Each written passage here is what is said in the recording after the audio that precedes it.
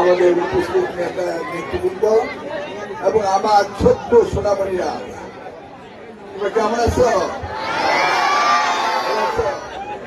ওই ছেলেদের তিনটে কই, তারা এখন আসলো না। শোনা, আমাদের প্রধানমন্ত্রী তারেক রহমান সাহেব এই শিক্ষায় সবচেয়ে বেশি গুরুত্ব দিচ্ছে। তোমরা জানো, তোমাদের সকলকে কিন্তু এই আগামী শিক্ষা বৎসরে আমরা সকলকেই কিন্তু ড্রেস দিব। মেয়েদের জন্য ফ্রক, প্যান্ট, জুতা, মোজা। ছেলেদের জন্য একইভাবে জুতা, মোজা, প্যান্ট, শার্ট আমরা দেব। সকলকে, কেউ বাদ যাবে না। সকল স্কুলে দুপুরবেলা তোমাদের খাবার দেওয়া হবে, একটি স্কুলও বাদ যাবে না। বুঝতে পেরেছ? সকল স্কুলে তোমাদের কালচারাল গান শিক্ষা, নাচ শিক্ষা এবং ধর্মীয় শিক্ষা সব কিছু হবে। তোমরা খুশি না? এই নতুন সরকার তোমাদের লেখাপড়াকে আনন্দময় করতে চাই আমরা। বুঝতে পারছ? তোমরা কেউ কিন্তু আর স্কুল থেকে পালিয়ে যাবে না।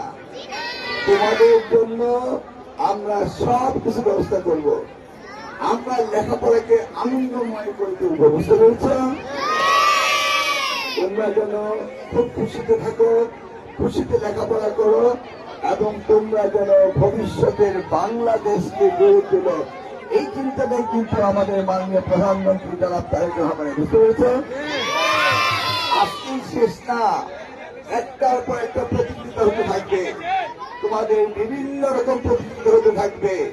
ডিবেট ক্লাব হবে, নাচের প্রতিযোগিতা হবে, কোরআন শরীফের প্রতিযোগিতা হবে। বুঝতে পেরেছ তো? প্রত্যেকটা প্রতিযোগিতা তোমরা অংশগ্রহণ করবে আর তোমরা সুন্দর সুন্দর প্রাইজ দিয়ে বাড়িতে যাবে। হ্যাঁ, আচ্ছা, তোমরা খুশি তো?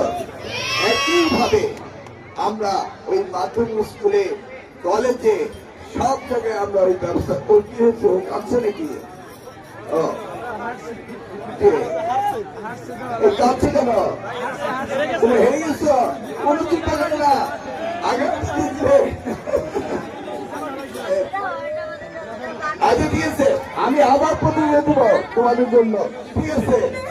এই যে প্রিয় স্যার, শিক্ষা স্যার, আপনারা আবার ব্যবসা করবেন কিন্তু। আমরা আবার ব্যবসা করবো, আমরা আবার আমাদের শিক্ষা করবো। আচ্ছা আচ্ছা আচ্ছা।